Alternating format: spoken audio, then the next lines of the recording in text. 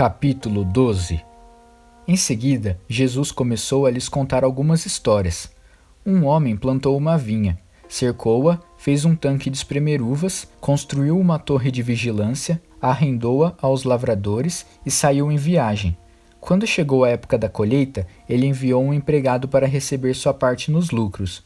No entanto, os lavradores o agarraram, espancaram e mandaram embora de mãos vazias. Ele mandou outro empregado, que também foi agredido e humilhado.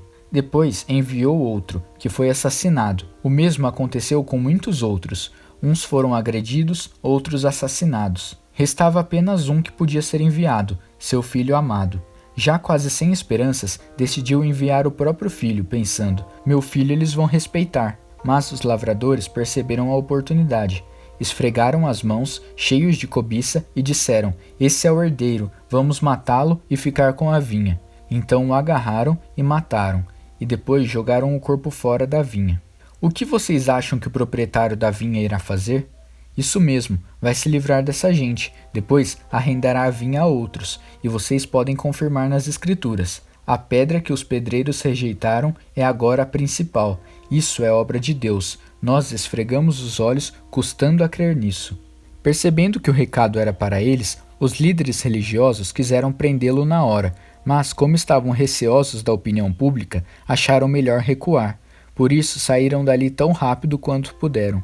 Os mesmos líderes enviaram alguns fariseus e partidários de Herodes, certos de que iriam incriminá-lo. Eles disseram: mestre, conhecemos a sua integridade, sabemos que o Senhor não se importa com a opinião popular, não explora seus discípulos e ensina o caminho de Deus, com muito zelo. Diga-nos com toda a honestidade, é correto pagar impostos a César?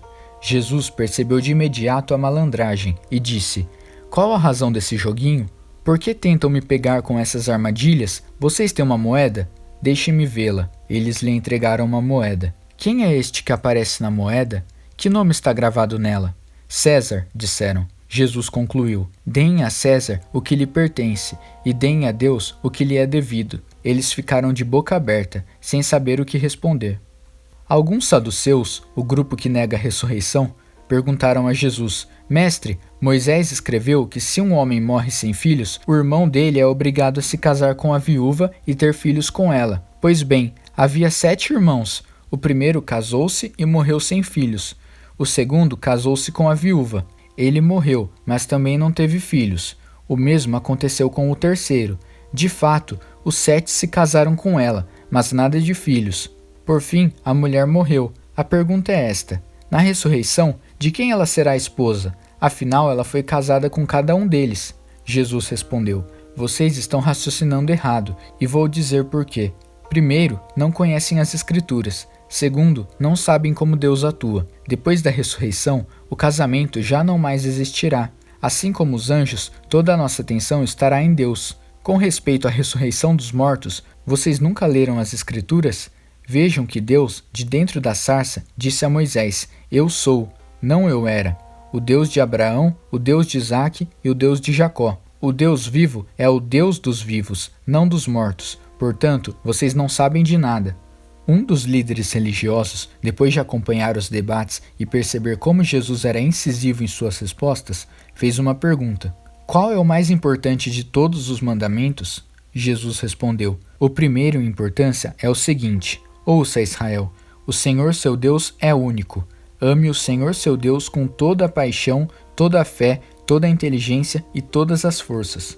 E o segundo é: ame o próximo como a você mesmo. Não há nenhum outro mandamento que se compare a esses. Um líder religioso disse: que resposta maravilhosa, mestre, tão lúcida e precisa. Deus é único e não há outro. Devemos amá-lo com toda a paixão, inteligência e forças, e amar ao próximo como a nós mesmos. Isso é melhor que qualquer oferta ou sacrifício. Quando Jesus percebeu como aquele homem era sábio, comentou: você está quase lá, quase no reino de Deus. A partir daquele momento, ninguém mais ousou fazer perguntas a Jesus. Enquanto ensinava no templo, Jesus perguntou: como podem os líderes religiosos ensinar que o Messias é filho de Davi, quando todos sabemos que Davi, inspirado pelo Espírito Santo, disse: Deus disse ao meu Senhor: assente-se aqui ao meu lado direito, até que eu faça dos seus inimigos um descanso para os pés. Davi declara que o Messias é seu mestre. Como pode então o Messias ser também seu filho? A multidão estava maravilhada com o que ouvia. Ele continuou a ensinar: cuidado com os líderes religiosos. O prazer deles é ostentar títulos acadêmicos, receber elogios publicamente, desfrutar posições de destaque e assentar-se nos lugares principais durante o serviço religioso. Além disso, o tempo todo eles exploram os fracos e indefesos. Quanto mais oram, pior fica a situação deles. Mas no fim, eles irão pagar por tudo isso.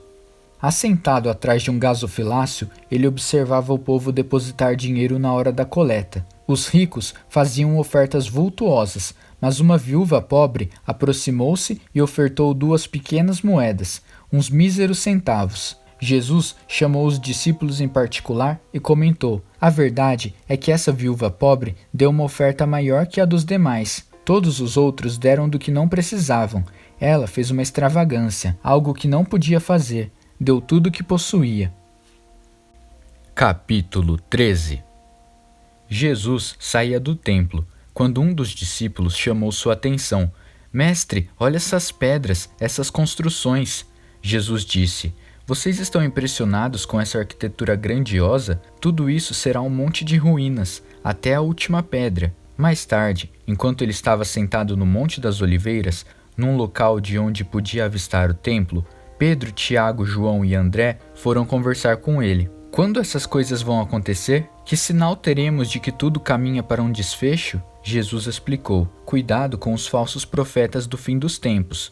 Muitos líderes com identidade falsa alegarão: eu sou o Messias.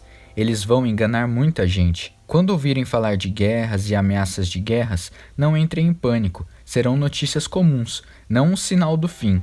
Haverá cada vez mais guerras entre as nações e conflitos entre os líderes. Em vários lugares haverá terremotos e fome, mas tudo isso é nada comparado com o que está por vir. Fiquem atentos, pois vocês serão levados aos tribunais, e tudo irá de mal a pior. Vocês serão torturados, e todos perseguirão os que levam o meu nome. Vocês serão postos como sentinelas da verdade. A mensagem tem de ser pregada em todo o mundo. Quando traírem vocês e os levarem aos tribunais, não se preocupem com o que dizer. Quando chegar o momento, digam o que estiver no coração. O Espírito Santo dará testemunho por intermédio de vocês. Haverá irmãos matando irmãos, pai matando filho, filho matando os pais. Todos odiarão vocês por causa do meu nome. Fiquem firmes, isso é necessário. Fiquem firmes até o fim. Vocês não ficarão desamparados, pois serão salvos. Estejam preparados para fugir quando virem a besta da profanação estabelecida onde nunca deveria estar. Quem lê não terá dificuldade de entender o que estou falando. Quando isso acontecer, se vocês estiverem na Judéia naquele tempo, corram para as colinas. Se estiverem trabalhando no quintal, não voltem para buscar nada em casa. Se estiverem no campo, não voltem para buscar agasalhos. As grávidas e as que amamentam sofrerão mais. Orem para que isso não aconteça no inverno. Serão dias difíceis. Nada parecido aconteceu desde que Deus fez o mundo, nem depois haverá. Se esses dias de aflição seguissem o curso normal, ninguém suportaria, mas, por causa dos escolhidos de Deus, a aflição será encurtada. Se alguém anunciar: aqui está o Messias, ou apontar: lá está ele, não caiam nessa. Falsos messias e pregadores mentirosos surgirão aos montes. Suas credenciais impressionantes e seus deslumbres espetáculos, se possível, iludiriam até os escolhidos de Deus. Fiquem atentos, pois eu os avisei com antecedência. Após aqueles tempos difíceis, o sol perderá o seu brilho, a lua ficará nublada, as estrelas cairão do céu e os poderes cósmicos sofrerão abalo. Então, todos irão ver o Filho do Homem chegar em grande estilo. Seu esplendor encherá o céu, ninguém deixará de ver. Ele enviará seus anjos, que ajuntarão os escolhidos de Deus dos 4 cantos da terra, desde os lugares mais distantes. Aprendam a lição da figueira. Quando percebem que ela começou a florescer e verdejar, vocês sabem que o verão está chegando. O mesmo acontecerá com vocês. Quando virem os sinais, saberão que não demorará muito. Levem isso a sério. Não estou me dirigindo apenas às gerações futuras, mas a vocês também. Esta era continua até que todas essas coisas aconteçam. O céu e a terra vão desaparecer, mas as minhas palavras jamais. Querem saber o dia e a hora? A verdade é que ninguém sabe, nem os anjos do céu, nem mesmo o Filho, só o Pai. Portanto, fiquem atentos, pois vocês não sabem o momento exato. É como um homem que vai viajar e deixar a casa sob responsabilidade dos empregados, cada qual com uma tarefa, e põe o porteiro para vigiar. Portanto, permaneçam em seu posto, vigiando. Vocês não sabem a que horas o dono da casa vai voltar, de noite, à meia-noite, ao cantar do galo ou pela manhã. Vocês não vão querer que ele apareça sem aviso e os encontre dormindo no posto.